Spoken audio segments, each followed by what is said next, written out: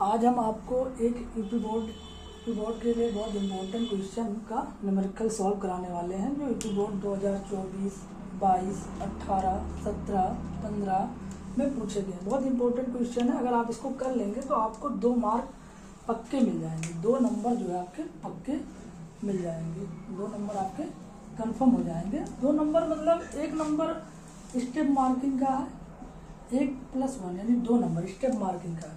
अगर आप इसके फार्मूले ही लिख देंगे तो आपको 1 नंबर मिल जाएगा और आप इसको सॉल्व कर देंगे तो आपको 1 नंबर और मिल जाएगा। कुल मिला के 2 नंबर मिल जाएंगे।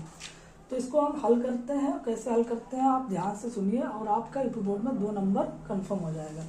पहले हम बोर्ड एग्जाम में जो सीट आती है उसमें सबसे पहले हम लिखेंगे क्वेश्चन का हल लिखेंगे आराम से, ठीक है, बिंदी डाल लेंगे।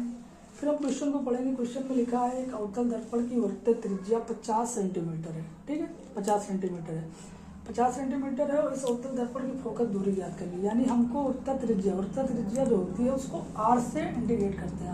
वृत्तीय त्रिज्या को आर से इंडिकेट करते हैं। इधर भी देखो, इसको हम वृत्तीय त्रिज्या को आर से इंडिकेट करते हैं। बहुत ही सिंपल क्वेश्चन है लेकिन बहुत इंपॉर्टेंट है। हर बार क्वेश्चन इससे बनता ही बनता है और कोई बहुत टफ क्वेश्चन नहीं है, ना रॉकेट साइंस है, आराम से इसको समझ सकते हैं, ठीक है। पहला हम इसको लिखेंगे वहाँ पर हल करते हुए पहले ध्यान रखेंगे, वहाँ पर रफ शीट में पहले लिखेंगे हिंदी में आराम से वक्रता त्रिज्या। वक्रता त्रिज्या को हम स्मॉल आर से भी लिखते हैं, कैपिटल आर से भी लिखते हैं। इसका मान हमको जो दे रखा है वो 50 सेंटीमीटर दे रखा है। कितना दे रखा है? 50 सेंटीमीटर, 50 सेंटीमीटर दे रखा है और हमको फोकस दूरी निकालना है। फोकस दूरी को हम लिखते हैं, फोकस दूरी लिख देंगे हिंदी में क्योंकि ये इंपॉर्टेंट होता है। जितना अच्छा आप लिखेंगे उतना बेहतर नंबर मिलेगा, एग्जामिनर उतना आपसे अट्रैक्शन रहेगा और आपको नंबर इसी हिसाब से देगा।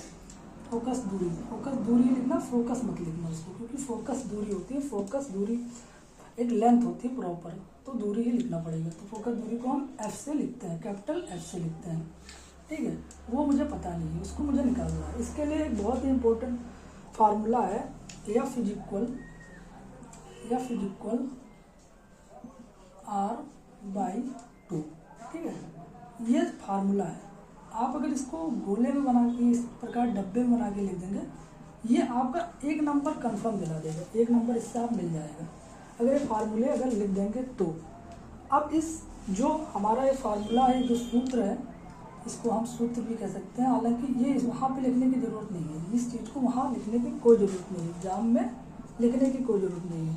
बस इतना लिखने की जरूरत है, F/R/2, ठीक है। ध्यान से सुनिए। और इसको हम लिख सकते हैं से लिखने से पता चलता है कि आप इस फार्मूला का यूज करके इसका जो आंसर है वो निकाले हैं। तो F को हम ऐसे लिख देंगे, ठीक है।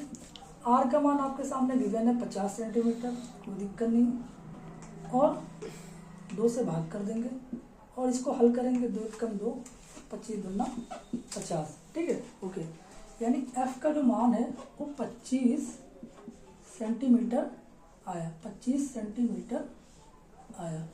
अब 25 सेंटीमीटर और अवतल दर्पण की फोकस दूरी हमेशा ऋणात्मक में होती है। ये चीज़ें नोट रखेंगे, ये चीज़ें आपको बहुत ही बारीक, ये चीज़ मैं आपको नोट करके बता रहा हूँ, इसको हमेशा नोट कर लेना। और इसको लिखने की ज़रूरत नहीं है, बोर्ड एग्जाम में नहीं लिखने की ज़रूरत है, लेकिन नॉलेज रखना पड़ेगा कि अवतल दर्पण की फोकस दूरी हमेशा निगेटिव में होती है, ठीक है। तो आपका फोकस दूरी 25 सेंटीमीटर है, तो आप हिंदी में लिख देना यहाँ पे, अतः इस अवतल, कहाँ पे लिखा है साफ साफ, इस अवतल दर्पण की फोकस दूरी ज्ञात कीजिए। आपको ये लिखना है, इस अवतल